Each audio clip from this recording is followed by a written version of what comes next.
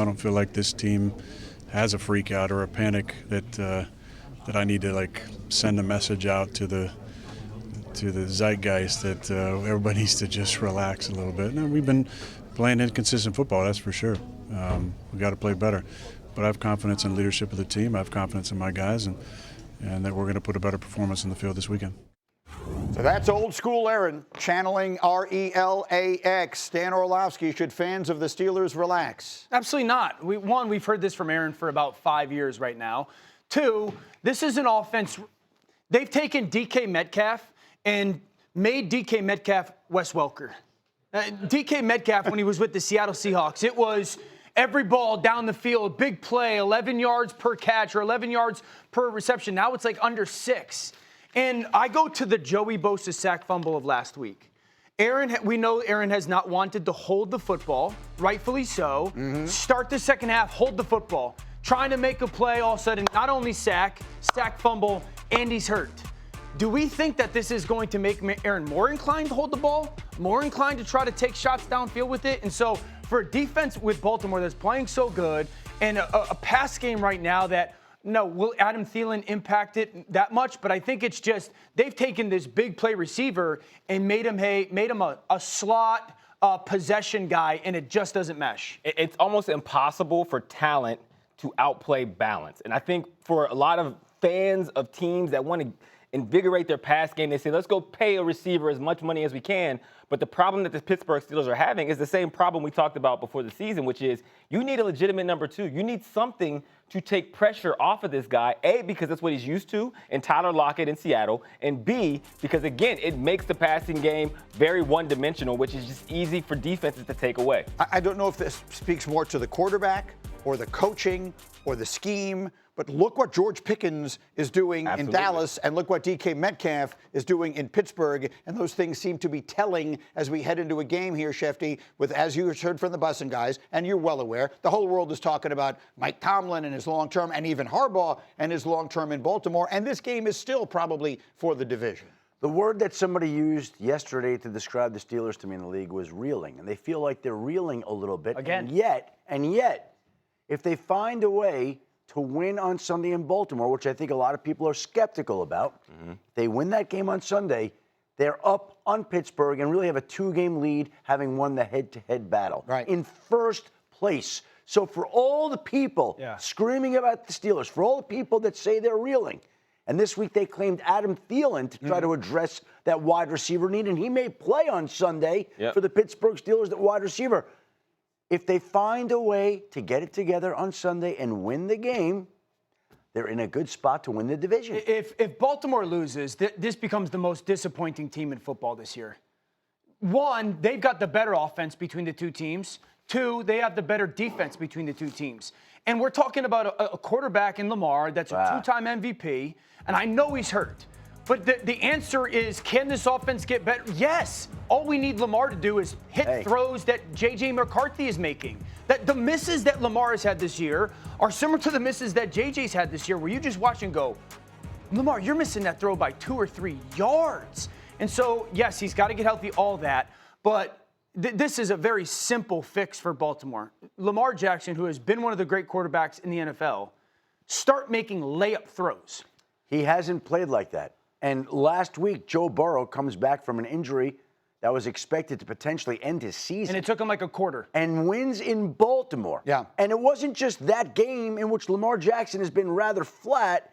It's a few games now where he's been rather flat. And so we've seen all the other big quarterbacks, Burrow, Josh Allen, Patrick Mahomes, step up. He's the one big time guy that hasn't stepped up in recent weeks. Final quick word. I mean, I have a bunch to say around that. Like, he's not played well. It is not little that he has been battling injuries. But I don't want to point to that. That's the only reason why this offense is struggling. It's not. And it's not even, like, the biggest reason. Yes, it's what we're used to, but their offensive line isn't well. Yeah. Derrick Henry doesn't look like he did a year ago. The receivers aren't opening and separating, and I think all those things matter. We can get into it more in the next time. This was supposed to be the best team in football this year, and they most certainly have not been that. Neither of them have. They're probably playing for the division. We go, and Shefty, lots of news out there. Let's run the hurry up, starting in Cleveland, which is something I wasn't expecting to hear you say. Why not introduce one more storyline into the Browns quarterback room? And so they opened the practice window yesterday for Deshaun Watson, who's coming off the season-ending Achilles injury last year. It's the first time he's been on the practice field all season long. They felt like they owed it to him for as hard as he's worked to get back out there. We'll see if he can make it back for the start or the end of the regular season. Meanwhile, in Tampa, the Buccaneers opened the practice window on a pair of wide receivers, most notably Mike Evans, but also Jalen McMillan. Evans was a limited participant in practice on Wednesday. You remember he broke his collarbone earlier in the year. Probably still a little bit of time away from being able to play. Keep in mind, after this week, the Buccaneers play the Saints on Sunday. Short week to get ready for the Atlanta Falcons. And then there's a period where Evans might have 10 more days to rest to come back in week 16. Justin Herbert, not practicing yesterday, went to the walkthrough, had surgery on that fractured left hand on Monday. Now, the Chargers continue to insist that he's doing everything he can to be out there, and they're preparing as if Herbert will play on Monday night against the Eagles. But I think there are people around the league who are a little bit skeptical of that, wondering whether he could have surgery on Monday and play a week later, and how much of a risk that might be. Obviously, the Chargers will handle the situation the right way, but there are some conflicting schools of thought, and we'll see what's real. If he can't play, Trey Lance leads the Chargers Monday night. That's a fascinating one. I mean, obviously, and it's a monster game for both teams. It means everything in the world to the Chargers because they're in the thick of things in the AFC, and then it means everything in the world to the Eagles, who will be playing there. And speaking of fascinating matchups, there was an exchange that we all got a chance to see on that Hard Knocks that I wanted you to hear. It's between Jalen Hurts and Devontae Smith. This was after a miscommunication in their game against Chicago. Listen to this. Hurts, he's looking, he fires, and it is incomplete. He missed Devontae Smith, who was cutting in, and the ball went to his left. There's a little signal before the ball is snapped. He's expecting a stop by Devontae Smith. Smitty is running a slant. If he hits Smitty on the slant, he's going to run all the way into the end zone. What you was thinking? I thought you, when I pointed like this, that's my fault. I thought you was going to settle down some more. I took that what we talked about.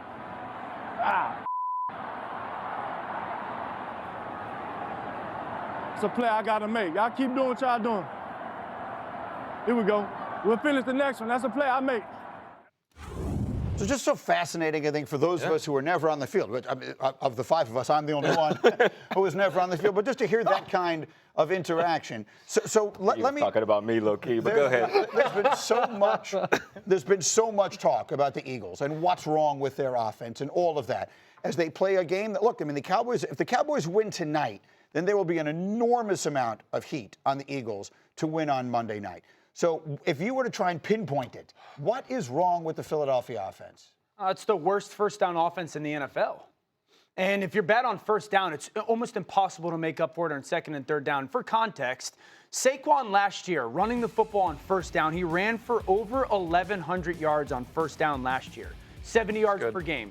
This year, he's averaging 38 yards running the ball on first down. So you're bad on first down, you're bad on second down, then you're always in third and longs. That's why you have all these 3 and outs. They don't do one thing well offensively. If I had to use the words and give you adjectives to describe this offense over the course of the season, predictable, boring, stale, self-inflicting, uncreative, and unexplosive.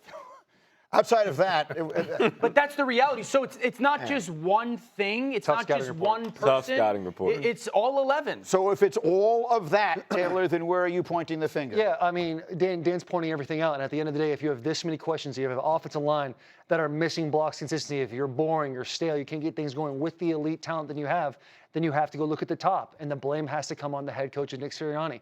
You look at the OC. Their OC left, went down to the Saints, and instead of going to find his guy to keep the same kind of weaponry that he does going into the season, he elevated a guy from inside the building. Now, I have immense respect for Nick Sirianni, but at the end of the day, if I'm on this show every single week, and every single week there's a conversation taking place about what's wrong, whether it's A.J. Brown's conversations or Saquon Barkley not getting his touches, then all of a sudden it's like, well, then Nick Sirianni's not addressing this in the room. It obviously has not been addressed there if we are talking about it in week 14. Do you see it that way? I've played this game, Taylor, and I was just like you 2 years ago and last year, and they went and won the Super Bowl. So I'm saying that to say, They are they are less than a year away or removed from hoisting the Lombardi Trophy. Yeah, it's tough in that locker room, and that's what happens when you have a bunch of talented people. We call it the Philadelphia egos because stars have egos, so it is hard to manage that. And I would say Nick Sirianni over the course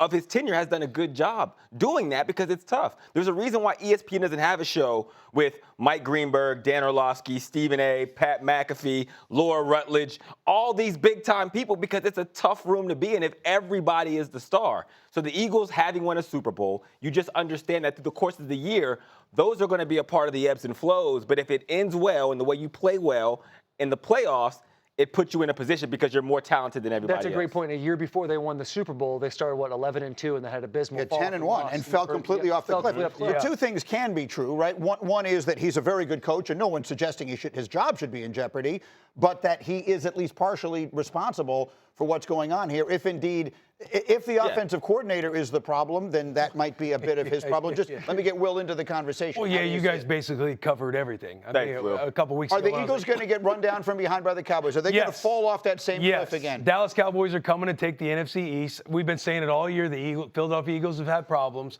I haven't been on the show in a couple weeks, but the last 2 weeks they've strung 2 losses together. Bad losses. They're getting figured out more and more, and everybody is to blame in that Eagles organization. You were there, Dan, Friday, and we talked about it a little bit on Monday. I mean, it felt, just watching it through the TV and hearing the sound, I can't imagine a place where the vibes feel worse than they did that day in Philadelphia. Do you feel like we're seeing the beginning of a real slide? It feels that way. And being in the building, one giant takeaway was it felt like when they had the football, there was no hope.